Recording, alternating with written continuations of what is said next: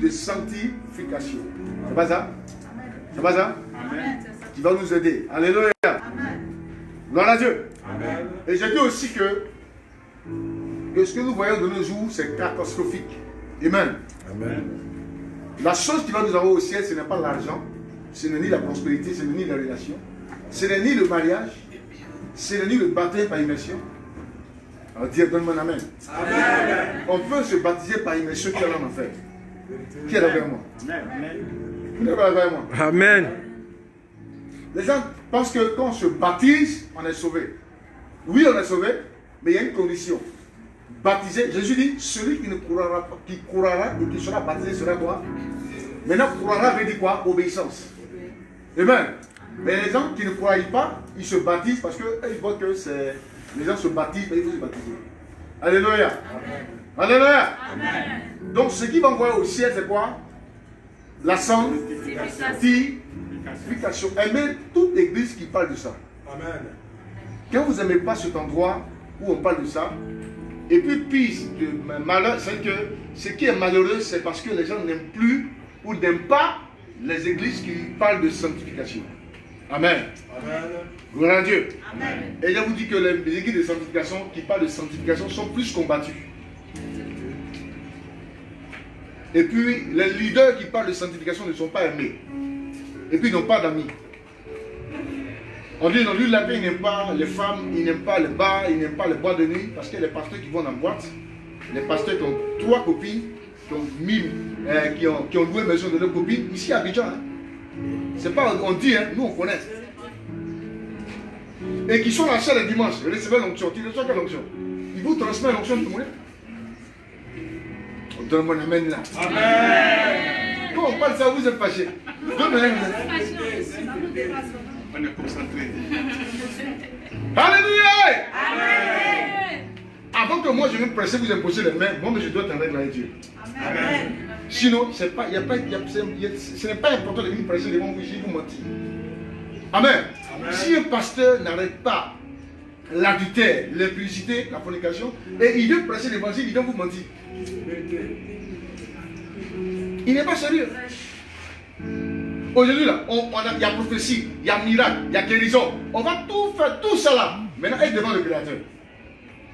Jésus dit, ce n'est pas tous ceux qui me diront Seigneur, Seigneur, qui iront au ciel. Mais celui-là qui fera ma volonté. C'est obéissance. Amen. Au dernier jour, nous tous, on va comparer devant le trône blanc de Dieu. On sera devant son trône. Amen. Amen. Fais comme ça. Aujourd'hui, je viens te donner les vérités, les mystères. Si tu m'aimes ou tu ne m'aimes pas, gloire à Dieu. Amen. Amen. Amen. Moi, Dieu m'a dit de parler de ça. Donc, j'obéis au Saint-Esprit. Et puis, un véritable prophète qui doit parler de sanctification. Amen. Tous les prophètes que vous voyez à Abidjan qui parlent des âmes, ce sont des faux prophètes. Non, c'est pas, on ne les juge pas. Hein. Ils sont des faux prophètes parce qu'un prophète parle de ça. Amen. Regardez Jérémie, Amos, Michée, surtout même Michée. Regardez la Bible. Parce que les gens qui lisent pas la Bible, tout prophète vrai parle d'abord de sanctification. Amen. Parce que quoi? C'est quoi? C'est un messager. C'est quoi? Une sentinelle.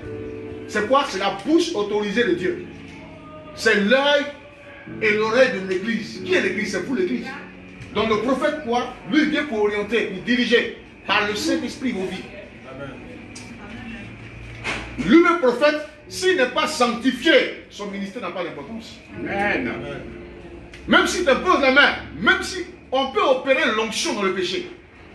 Un prophète qui vit dans la masturbation, dans la fornication, dans l'impudicité peut opérer avec l'onction dans le péché. Vérité. Mais Dieu peut glorifier son nom. Pourquoi? Amen. Amen. À cause de son nom, parce que Dieu veut qu'on parle de lui. Mais le pécheur, le prophète, Dieu ne le reconnaît pas. Amen. Amen. Oh, donne-moi la main là. Même une prophétesse qui est lesbienne, parce qu'elle est prophétesse lesbienne. Donne-moi la main là. C'est de ça où il faut qu'on parle. Mais on parle de ça. Il y a les lesbiennes prophétesses. Elles sont là. Tout ça, le diable travaille. Maintenant, quand Dieu aussi révèle des mystères, quand Dieu dénonce, vous êtes fâché. Oui ou non? Pourquoi il parle de ça? Oui, il y a lesbiennes dans l'église de Dieu. Il y a homosexualité même dans l'église. De tout ça. Comment une femme, ça va coucher avec une autre femme? Et puis elle va dire, ainsi parle l'Éternel. Non, il faut dire ainsi parle le diable. Parce que Dieu ne fait pas ça. Les gens ont vendu leur âme à Satan. Amen, amen. Amen. Et Dieu m'a dit, insiste sur la sanctification. Amen. Tu es mon serviteur. Parle de ça. Et vous allez voir. Gloire à Dieu. Les vies seront transformées. Amen. Ici, je ne juge pas les gens. Je suis en train de révéler, de dénoncer. Viens ton frère. Fais sur ta vie. Dis-lui ça. Fais sur ta vie. Même si tu n'as pas d'argent, ne vends pas ton corps. Les femmes qui sont assises qui me regardent, vous avez une dignité. L'homme là, il est ce qu'il est. Amen. Mais Salomon dit tout est dérisoire, le matériel est éphémère. Tout ce qui est sur la terre, même piano, même moi-même, même ce portable, tout est éphémère. La seule chose qui est importante, c'est votre relation avec l'Esprit de Dieu. Amen. Salomon dit, il n'y a pas un qui a été béni que Salomon. Salomon dit tout est dérisoire. Il dit à Dieu, je veux la sagesse. Dieu dit, ah bon?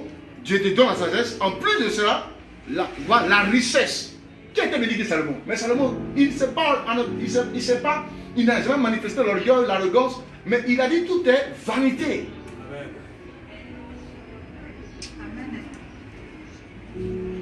Allez voir dans les morgues.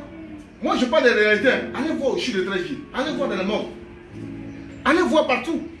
Quand un prophète vous dit ça là, c'est pas un vrai prophète. Quand quelqu'un craint Dieu là, amen, il vous donne les réalités, c'est parce que Dieu lui dit de parler. Amen. Allez, vous allez voir. Vous voulez qu'on parle de bénédiction? Non, la bénédiction est conditionnée. On parle d'abord de sanctification. Amen. Amen. Dieu m'a fait la grâce, je suis entré dans les... Regardez, arrêtez-vous un peu devant la mort et puis regardez les gens qui rentrent.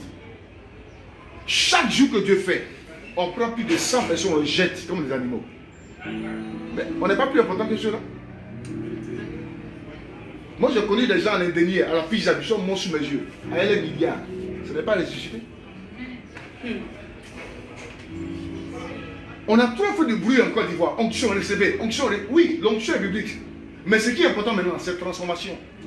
Est-ce que les gens veulent la transformation? Est-ce que les gens veulent être transformés? Aujourd'hui, il y a des gens dans l'église même qui couchent en copains et copines. Et même il y a des pasteurs qui disent à les fidèles, pour que tu reçois l'onction de malade, tu dois coucher avec toi. On va avoir des relations sexuelles. Et puis la soeur, parce qu'elle est ignorante, elle se laisse emporter par le pasteur.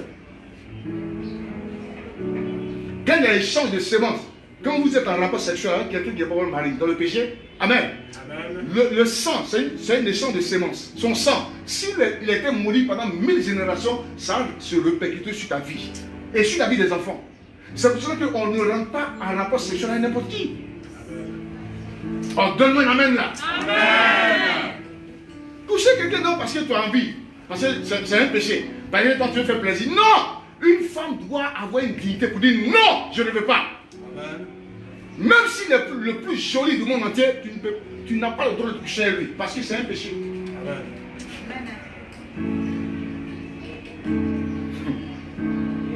Vous êtes calme, hein? Alléluia! Le thème de ce soir, c'est la fornication. Dis fornication. Qui aime ce message? Amen. Donne-moi une. Qui peut me dire qu'est-ce que la fornication? Il n'y a pas la dont je parle un peu. Qu'est-ce que la fornication? Le diable savait que j'allais envoyer des bombes. Donc il dit non, il faut qu'il attaque. Non, Satan. Non, hier il n'y avait pas ce mal. Hein. Mais le diable, non, il est contre nous. Hein. Il nous dit qu'il a préparé des bombes même. Donc là, la jeune l'a empêché. Ben ça là, c'est un message qui énerve le diable. Oui, ça l'énerve. Or, quand on prend de cette façon, Dieu est content, il est dans la réjouissance. Il dit voilà, quelqu'un qui presse pour sauver, pour transformer des vies. Amen.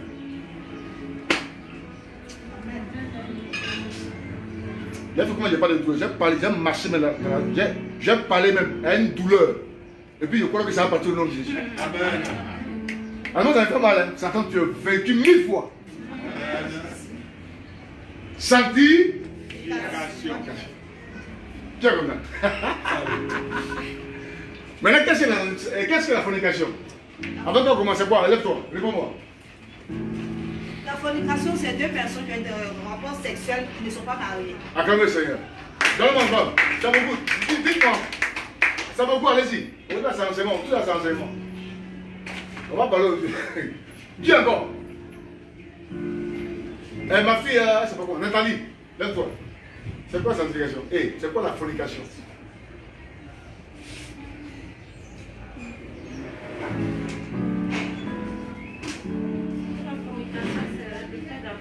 Quand vous allez sauter ici, ce métier là, quand vous allez entendre ça, à chaque fois qu'un péché va se présenter à toi, tu as dit, Satan, Dieu m'a déjà dit que tu venais déjà. Amen. Amen. Que je ne tomberai pas dans ton piège au nom de... Vas-y. Le fait d'avoir des relations avec quelqu'un, il faut mariage. Quoi?